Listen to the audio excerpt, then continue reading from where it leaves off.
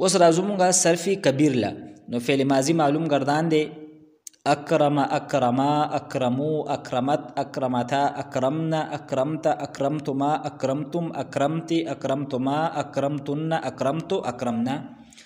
بیا د مجهول گردان اکرم، اکرما، اکرمو، اکرمت، اکرمتا، اکرمنا، اکرمت، اکرمتما، اکرمتم، اکرمتی، اکرمتما، اکرمتن، اکرمتو، اکرمنا. او د ماضی مجهول قانون مونږ ویلو اخرنی حرف په مونږ په خپل حالت باندې پریږدو، یعنی دا به مونږ د ماضی معلوم نه جوړو. د ماضی معلوم کم اخرنی حرف دی دا به مونږ په خپل حالت باندې پریږدو. د هغې نه مخکې حرف له به مونږ کسره ورکو که د مخکې نه پې کسره نه وه. د دې نه علاوه چې څونه متحرک حروف دی یعنی کومه کسره ده یا فتحه ده دا به مونږ په ضمې سره بدلو. اوس د مضارع معلوم گردان یکرمو، یکرمانی، یکرمونا، تکرمو، تکرمانی، یکرمنا، تکرمو، تکرمانی، تکرمونا، تکرمینا، تکرمانی، تکرمنا، اکرمو، نکرمو. نو یکرمو دا پورا گردان په اصل کې دی یو اکرمو، یو اکرمانی، یو اکرمونا، یعنی تر کاف او د علامت د مضارع په منځ کې حمزه ده. خو چونکې د واحد متکلم په صيغه کې دو حمزه جمع کیږي او اکرمو، نو الته دا یو حمزه دا حذف کیږي. نو دا هغې د مناسبت د وجې نه په دې پوره باب کې دغه حمزه دا حذف کیږي. نو چې دا خبره زمونږ په ذهن کې وي. اوس د دې مجهول یکرمو، یکرمانی.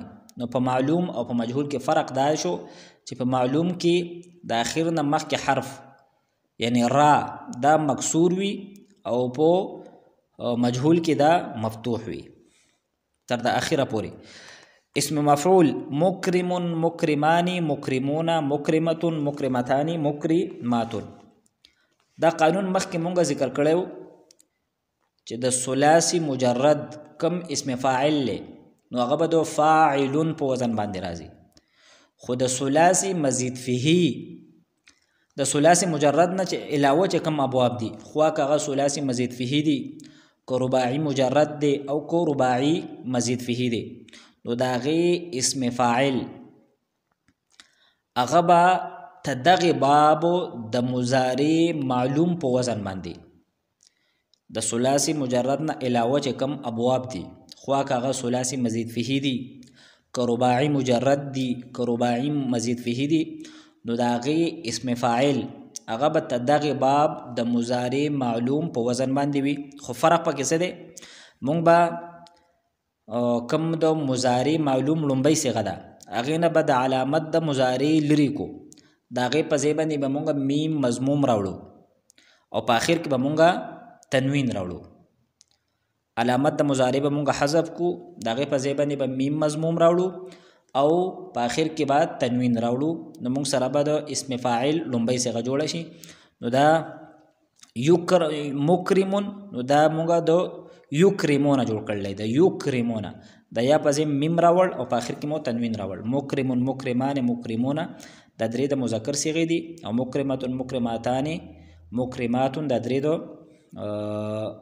مؤنث صيغې دي. اسم مفعول مکرمون، مکرمانی، مکرمونه، مکرمتون، مکرمتان، مکرماتون. او د اسم مفعول په باره کې هم مخکې مونږ دا خبره ذکر کړې وه چې د ثلاثي مجرد کم اسم مفعول لی هغه به د مفعولون په وزن باندې راځي. خو د ثلاثي مجرد نه علاوه چې کم اسم مفعول لی نو هغه به تدغې بابو د فعل مضارع د مجهول کم لومبۍ صيغه ده د اق په وزن باندې. خو فرق پکې څه دی؟ علامت د مضارع به مونږ حذف کو د هغې په ځای به مونږ میم مضموم راوړو او په آخر کې به مونږ تنوین راوړو. اسم فاعل د مضارع معلوم په وزن باندې او اسم مفعول د مضارع مجهول په وزن باندې. نو علامت د مضارع به مونږ وغورځو میم مضموم به راوړو او په آخر کې به تنوین راوړو. نو مکرمون دا مونږ د یکرمونه جوړ کړلی مکرمون د یکرمونه یم ته حذف کړه د هغې په ځای باندې میم مضموم راوړ او آخر کې مو تنوین راوړ. مکرمون، مکرمانی، مکرمونه، مکرمتون، مکرمتان، مکرماتون. نو په اسم فاعل او اسم مفعول کې فرق دا شو چې په اسم فاعل کې د اخر نه مخکې چې کم حرف دی دا په اسم فاعل کې مکسور وي عام طور باندې او په اسم مفعول کې دغه حرف دا مفتوح وي. اوس فعل مستقبل معلوم مؤکد بالام تاکید و نون تاکید ثقيله ليكرمن ليكرمان ليكرمن لتكرمن لتكرمان ليكرمنان تا د اخره پورې. نو په دې کې په معلوم کې به هم علامت د مضارع مضموم وي او موږ به د را خیال کوو، را به پکې مکسور وي. فعل مستقبل معلوم مؤکد بالام و نون تاکید ثقيله. دلته معلوم لیکل دی خو دا د مجهول گردان دی، نو دا د کاتب غلطی ده. فعل مستقبل مجهول مؤکد بالام تاکید و نون تاکید ثقيله، نو دا دی لیکرمن لیکرمان لیکرمن. بالکل دا دغه معلوم بشاند گردان دی، خو فرق پکې دا الته پرا باندې زیرو او دلته پرا باندې فتحه ده. بیا فعل مستقبل دلته مجهول لیکل خدا دو معلوم گردان دی. فعل مستقبل معلوم مؤکد بالام تاکید و نون تاکید خفیفه. نو په ثقيله په کوم صيغو کې چې الف دی نو دغه صيغې دو خفیفین نه راځي، نو د خفیفې دو معلوم گردان دی. لیکرمن لیکرمن لتکرمن لتکرمن لتکرمن لتکرمن لاکرمن لنکرمن. او بیا دو مجهول گردان دی لیکرمن لیکرمن. نو په دې کې فرق صرف دا دی چې الته پرا باندې کسره ده په معلوم کې او په مجهول کې پرا باندې کسره نشته دی، نور یو شانتي دي. بیا فعل جهد معلوم، نو دلته هم هغه تفصیل له 15 صيغو لم جزم ورکي، د 2 صيغو نه نون اعرابي غورځي او په 2 صيغو کې عمل نه کوي، نو دا بالکل واضح دی. اوس راځو مونږه فعل امر حاضر معلوم کم گردان دی، نو په دې کې لږه خبره ده، دا نور بالکل واضح دي او د څنګه چې مخکې مونږ په ثلاثي مجرد کې گردانونه ذکر کړیو هغه شانتي گردانونه دي. نو فعل امر حاضر معلوم اکرم اکرما اکرمو اکرمی اکرما اکرمنا. نو دا اکرم دا مونږه د تو اکرمو نه جوړ کړی دی، ته دې کومه مضارع معلوم ده نو هغه د تو اکرمو. مونږ دا خبره مخکې وکړه چې تکرمو د مضارع په اصل کې و یو اکرمو یو اکرمانی یو اکرمونه، خو بیا دا حمزه پر ټولو کې حذف کیږي. نو اکرم دا مونږ د تو اکرمو نه جوړ کړی دی، نو تا علامت د مضارع ته حذف کړو، نو تدین بعد چونکه حمزه دا متحرک وا نو دا مونږ په خپل حالت باندې پرې خودله او اخر کې مو جزم ورکو، نو اکرم ته جوړ شو. دغه شان دی اکرم اکرما اکرمو اکرمی اکرما اکرمنا. پیدا ثقيله گردان اکرمن اکرمان اکرمون. نو دا ټول گردانونه د اخره پورې دغه شانتي دي. په معلوم کې به مونږه کما عین کلمه ده یعنی را دی له به مونږه کسره ورکو، او کوم د مجهول گردانونه دي نو دغه کما کسره ده نو دی له به مونږه د را له به مونږه فتحه ورکو. او بل د ثقيله او د خفيفي دغه فرق دا به هم مونږه یا ساتو چې ثقيله به په ټولو صيغو کې راځي او خفيفه به چې په ثقيله به کوم صيغو کې الف دي نو هغه نه به خفيفه نه راځي. نور ته دې باب کوم گردانونه دي دا بالکل واضح دي او په دې کتاب کې موجود دي.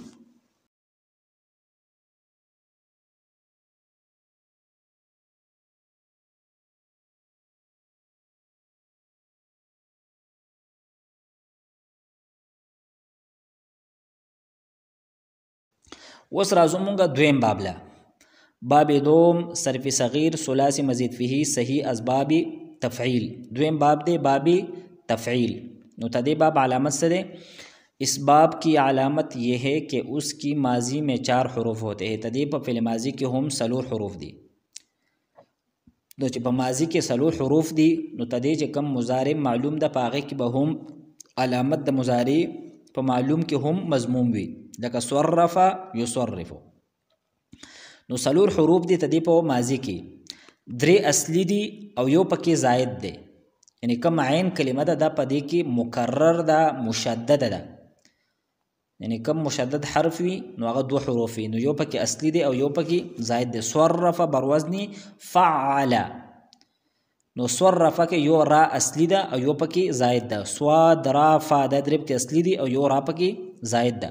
نو دا تدې باب علامت دی چې تدې په فعل ماضی کې 4 حروف وي، 3 حروف پکې اصلي وي او یو پکې زائد وي، او تدې کم عین کلمه ده نو دا به مکرره وي مشدده به وي. بیا گردان دی صرف يصرف تصريفا فهو مصرف، وصرف يصرف تصريفا فذاك مصرف.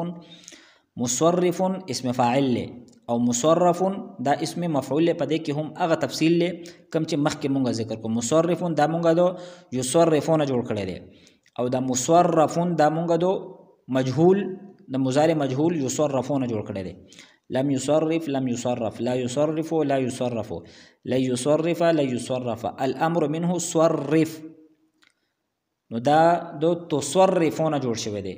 تدې کم مضارع معلوم د واحد مذکر حاضر صيغه ده، نو هغه د تصرف. تا علامت د مضارع مونږه حذف کو، نو صاد د متحرک نو بخپل حالت هم پرې خدو. نو صرف لتصرف ليصرف ليصرف، والنهي عنه لا تصرف لا تصرف لا يصرف لا يصرف. والظرف منه مصرف مصرفان مصرفات. ظرف دا دو اسم مفعول په وزن باندې راځي. اوس راځو مونږه صرف کبیر فعل ماضی معلوم. صرف صرفا صرفو صرفت صرفتا صرفنا تر د اخره پورې. مجهول بیا صرف صرفا صرفو صرفت صرفتا صرفنا تر د اخره پورې. مضارع معلوم يصرف يصرفان يصرفون تصرف تصرفان يصرفن، یا تصرف تصرفان تصرفون. نو په دې کې هم چونکې په ماضی کې څلور حروف دي، نو په معلوم کې هم علامت د مضارع دا مضموم دی. د مجهول گردان هم دغه شانتي دی، خو فرق پکې دا دی چې په معلوم کې پرا باندې کسره ده او په مجهول کې به پرا باندې فتحه وي. او اسم فاعل گردان هم واضح دی، مصرف مصرفان مصرفون. او د اسم مفعول گردان مصرف مصرفان مصرفون مصرفة مصرفتان مصرفات. بیا د ثقیلی گردان دی لیصرفن لیصرفان لیصرفن. نو دغه شانتي ټول گردانونه د اخیره پورې دي، خو مونږ به په دې کې صرف دا خیال ساتو چې کم د معلوم گردان دی په هغې کې به مونږ را دا به مکسور وایو، او چې کم د مجهول گردانونه دي نو په هغې کې به مونږ را دا به مفتوحه وایو.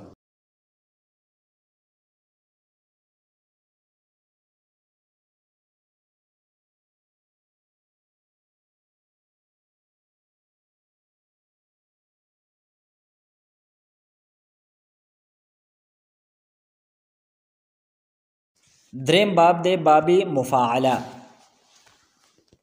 تدی مثال لکم مضاربه. اوس تدی باب علامت دا دی چې د دې په ماضی کې هم څلور حروف دي، درې پکې اصلي دی او یو پکې زائد دی، خو هغه زائد حرف هغه پکې الف وي او هغه په دویم ځای کې زائد وي، یعنی دویم نمبر کم حرف وي نو دا به په دې کې زائد وي. ضاربه په فعل ماضی کې چې کم دویم حرف وي دا به پکې زائد وي. په مضارع کې بیا دغه الف د دریم نمبر ته ځي. ضارب یضارب. په اسم فاعل کې هم دریم نمبر وي. مضاربون. په اسم مفعول کې هم مضاربون. دا کم درې ابواب چې مونږه ذکر وکړو، باب افعال تفعیل مفاعله، نو په دې درې وړو ابوابو کې په فعل ماضي کې څلور حروف دي، درې پکې اصلي دي، یو پکې زائد دی. خو باب افعال کې حمزه قطعی زائد وي، په باب تفعیل کې کم عین کلمه ده نو دغه مکرره وي مشدده وي نو یو پکې زائد وي. او کم باب مفاعله ده نو په دې کې الف دا پکې زائد وي. او د دې درې ابوابو کم مضارع معلوم دی نو په هغه کې به کم علامت د مضارع دی دا به مضموم وي، او د هغې لپاره موږ قانون دا ذکر کړی. نو اوس د دې صرف صغیر دی. ضارب یضارب مضاربتن دا مصدر دی. فهو مضارب. مضارب دا اسم فاعل له. تقدو یضارب فعل مضارع نه جوړ شوی دی، یا علامت د مضارع ته مونږ حذف کو، د هغې په ځای مونږ میم مضموم راوړ او اخر کې مو تنوین راوړ. وضورب دا د مجهول صیغه ده، د فعل ماضي مجهول. وضورب یضارب مضاربة فذاک مضارب. لم يضارب لم يضارب لا يضارب لا يضارب لا يضارب لا يضارب. الامر منه ضارب. د تضاربون جوړ شوی دی. تا علامت د مضارع ته حذف کو نو ضاد دا متحرک نو په خپل حالت هم پرېښودو او اخر کې مو جزم ورکو. ضارب لتضارب ليضارب ليضارب. والنهي عنه لا تضارب لا تضارب لا يضارب لا يضارب. والظرف منهم مضارب مضاربان مضاربات. اوس فعل ماضی معلوم ضاربا ضاربا ضاربو ضاربت ضاربتا ضاربنا تر د اخره پورې بالکل واضح دی. اوس مجهول په گردان کې یو اهم خبره ده وغه دا ده د مجهول قانون مخکې مونږ ذکر کړو چې مونږ به داسې کار وکړو چې اخیرنی حرف دا به مونږ په خپل حالت باندې پرېږدو، د هغې نه مخکې چې کوم حرف دی یعنی د اخر نه مخکې حرف هغې به مونږ کسره ورکړو. د دې نه علاوه چې څونه متحرک حروف دي یعنی کومه کسره ده یا فتحه ده نو دغه به مونږ ضمه ورکو. نو چې کله مونږ په دغه قانون باندې عمل وکړو نو د ضاربه نه چې کله مونږ مجهول جوړو باله مونږ بام په خپل حالت باندې پرېښودله. د دې نه مخکې چې کومه را وه دې له مونږ کسره ورکړه او د دې نه علاوه صرف دواد مونږ سره متحرک و په دې باندې فتحه وه نو دغه مونږ په ضمې سره بدل کړه. نو چې کله دغه دواد د فتحه دا مونږ په ضمې سره بدل کړه نو اوس د الف نه په مخکې حرف باندې پیش راغی نو دا د الف مخالف وه، د الف نه مخکې پیش نه راځي. نو د پیش موافق چې کم حرف علت دی هغه وو دی، نو دی وجې نه دغه الف مونږ په وو سره بدل کو نو ضاربه نه جوړ شو ضوربه.